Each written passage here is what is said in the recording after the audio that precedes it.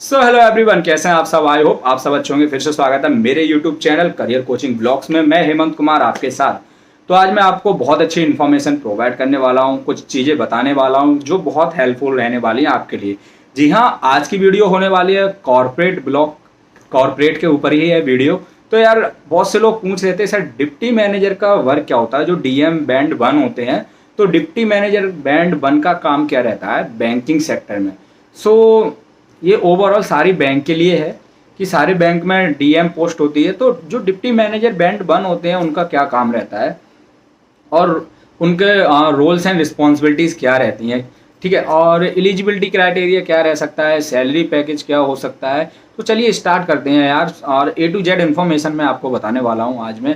तो देखिए, deputy manager band 1 के लिए एलिजिबिलिटी क्राइटेरिया आपका एमबीए होना चाहिए या फिर आपका एक्सपीरियंस होना चाहिए, कम से कम 3 इयर्स एक्सपीरियंस मिनिमम होना चाहिए या फिर 2 इयर्स, ठीक है। तो हम मान के चलते हैं एमबीए या पीजीडीएमए आपका होना चाहिए, ठीक है।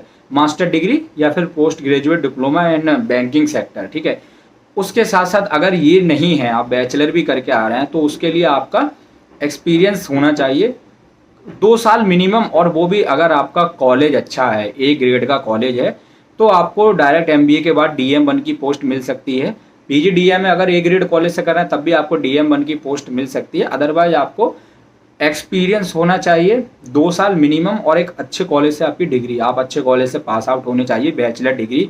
ए ग्रेड कॉलेज जो होते हैं ना, नैक के एनआईआरएफ की रैंक में जो आते हैं, उनसे आपका होना चाहिए डिग्री। तो आप डीएम 1 के लिए एलिजिबल होते हैं। सैलरी पैकेज में आपको बता देता हूँ, जो फ्रेशर होते हैं उनकी इन हैंड सैलरी 25,500 के समथिंग आती है, ठीक है। ओवरऑल पैकेज उनका रहता है 4.5 के समथिंग रहता है, मतलब 4.5 लाख के अराउंड रहता है पैकेज, ठीक है। बट पीएफ वगैरह सब कट के आपकी जो सैलरी आती है वो हम कह सकते हैं 25 से 26-27 के बीच में आती है गाइस, ठीक है।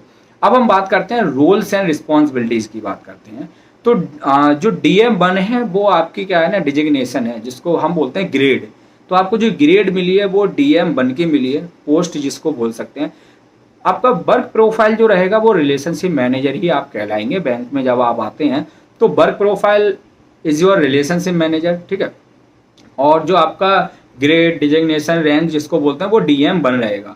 तो कंफ्यूज मत होइएगा, रिलेशनशिप मैनेजर हमारा वर्क प्रोफाइल रहता है सबका, और जो हमारी ग्रेड रहती है वो डीएम 1, एएम 1, एएम 2, डीएम 2, ये सब हमारी ग्रेड रहती हैं। और जब हमारा प्रमोशन होता है तो इसी ग्रेड में हम आगे बढ़ते हैं। लाइक हम डीएम 1 है तो डीएम 2 होंगे, एम 1 होंगे, एम 2 होंगे। तो इस तरीके से प्रमोशन जब होता है तो ग्रेड हमारी बढ़ती है और वर्क प्रोफाइल हमारी रिलेशनशिप मैनेजर चलती है। उसके बाद जब बड़ी लेवल पर हम जाते हैं तो वर्क प्रोफाइल भी चेंज होती है। लाइक कुछ डिप्टी ब्रांच मैनेजर हो गए, ब्रांच मैनेजर हो गए, ठीक है, बीएसएम हो गए, ब्रांच सेल्स मैनेजर, या फिर और आपके आरएचएस हो गए।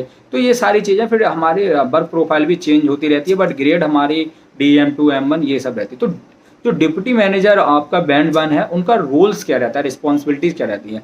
बेसिकली अगर ब्रांच, सबसे पहले हम बात करते हैं, अगर आप ब्रांच बैंकिंग में पोस्टेड होते हैं तो कस्टमर सर्विस प्रोवाइड करना, 3:30 बजे तक ब्रांच ओपन रहता है, तब तक कस्टमर विजिट करते हैं, तब तक आपको करना पड़ता है कस्टमर सर्विस प्रोवाइड, ठीक है।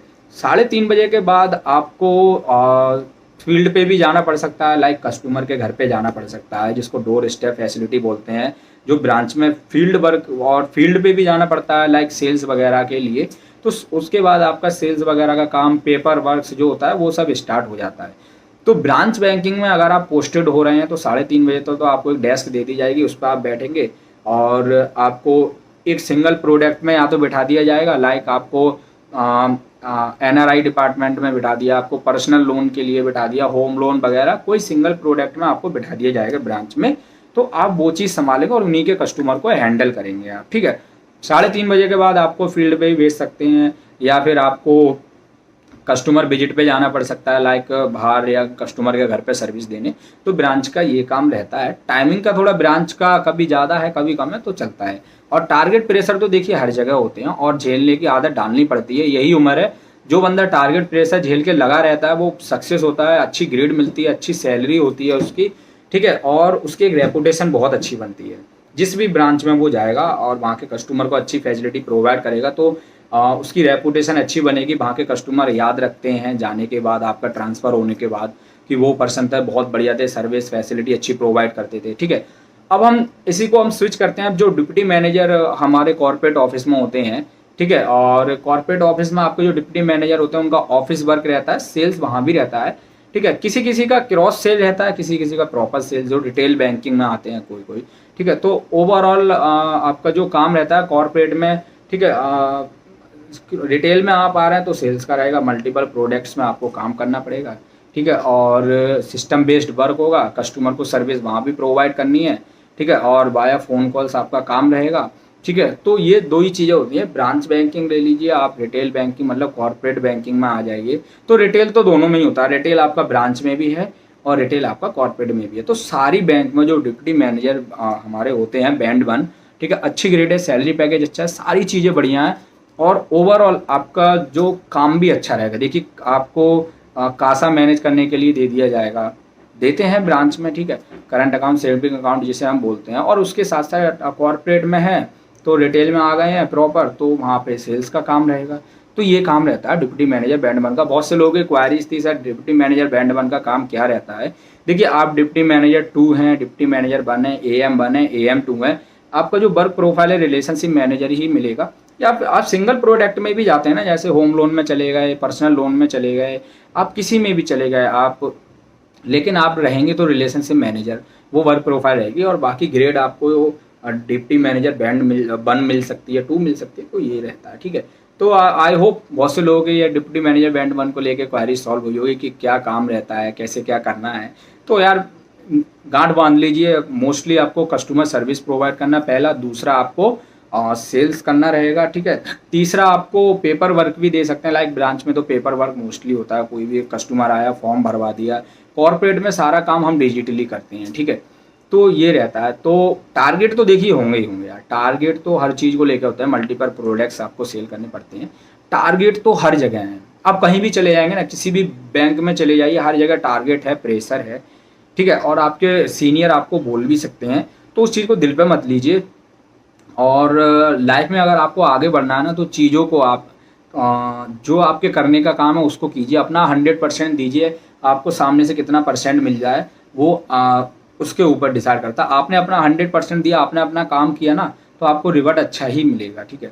कभी कभी नहीं मिल पाता रिजल्ट अच्छा, तो कोई बात नहीं, उस दिन डीमोटिवेट नहीं होना चाहिए, ठीक है। अगर हमें हमारे सीनियर सुना देते हैं, ठीक है, कोई भी मतलब जो हमारे यूनिट मैनेजर बन लेते हैं या फिर डिप्टी ब्रांच मैनेजर, ब्रांच में कोई भी, तो हमें उस बात को दिल पे नहीं लेना चाहिए।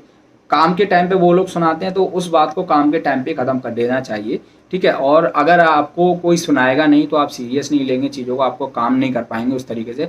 तो शुरू में टारगेट प्रेशर झेलने की क्षमता आपके अंदर बनी रहनी चाहिए, तभी आप टिक पाएंगे। किसी भी बैंक में आप चले जाइए, तभी आप टिक पाएंगे। तो ठीक है यार, डिप्टी मैनेजर बैंड 1 का मैंने आपको काम सारा बता दी, एलिजिबिलिटी बता दी, और कोई भी दिक्कत है तो कमेंट कर लीजिए, मैं आपकी सॉल्व कर दूंगा queries. Sir all the best of luck for your future. फिर मिलेंगे ऐसी वीडियोज़ में, कॉर्पोरेट से जुड़ी वीडियो, एजुकेशन से जुड़ी वीडियो, जो आपके लिए हेल्पफुल रहेंगे, और मैं अपना एक्सपीरियंस खुद शेयर करता रहूँगा, ठीक है।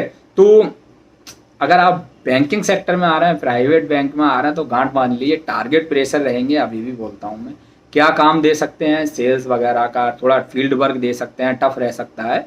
तो जो लोग मतलब डिसाइड करके आ रहे हैं करना है, कितना भी टारगेट प्रेशर है, वो बहुत आगे चले जाएंगे लाइफ में, बहुत अच्छे से अच्छी ग्रेड आगे मिलेगी, सैलरी मिलेगी अच्छी, सारी फैसिलिटीज़ मिलेंगी, और फिर बैंक का एक्सपीरियंस बहुत बड़ा एक्सपीरियंस मानते हैं वर्ल्ड में, ठीक है।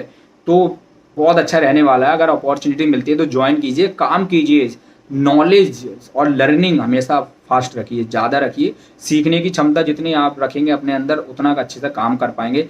और सबसे पहले product knowledge is most important in banking sector. अगर आपके पास प्रोडक्ट नॉलेज रहेगी ना कंप्लीट, ठीक है, तो आप किसी भी कस्टमर से विजिट पे जाते हैं तो उसको 100% आप समझा सकते हैं।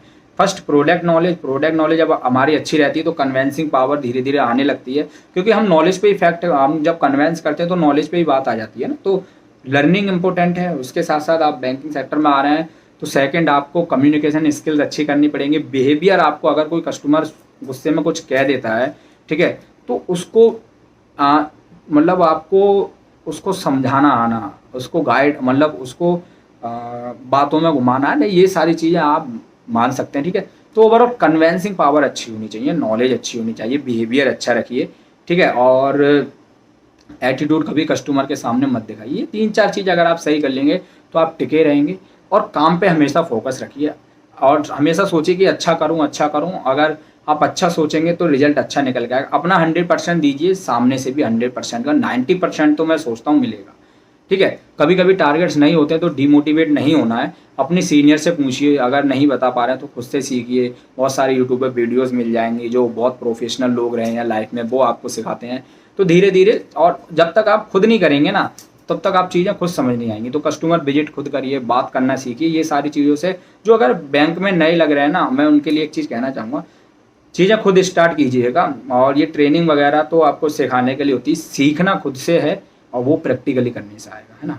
कस्टमर से बात करना, विजिट करना, मिलना, चीज़ों को समझना, जानना, तब आप टिक पाएंगे। और आगे फिर अगर आप 2-3 साल टिक गए ना बैंकिंग सेक्टर में तो लाइफ आगे ऑसम होने वाली है। ठीक है। टारगेट, प्रेशर, रिस्पॉन्सिबिलिटी बढ़ जाएंगी, लेकिन आपको मैनेजमेंट बहुत अच्छे से आ जाएगा लाइफ में, चीज़ों को मैनेज करना। सैलरी अच्छी हो जाएगी, लाइफ स्टाइल बहुत अच्छा हो जाएगा। और अच्छी लाइफ स्टाइल चाहिए तो अच्छी नौकरी, अच्छी जॉब होनी चाहिए, या फिर अच्छा बिजनेस होना चाहिए। तो जो इंसान जो करना चाहता है आप लगे रहिए, एक दिन जरूर सक्सेस होंगे। सो यार, ऑल द बेस्ट। फिर मिलेंगे ऐसी वीडियोज़ में। और आप सब अपना ध्यान रखिए, अपनी फैमिली का भी। Thank you. Stay safe, stay happy, stay healthy. All the best once again for your bright future and good luck.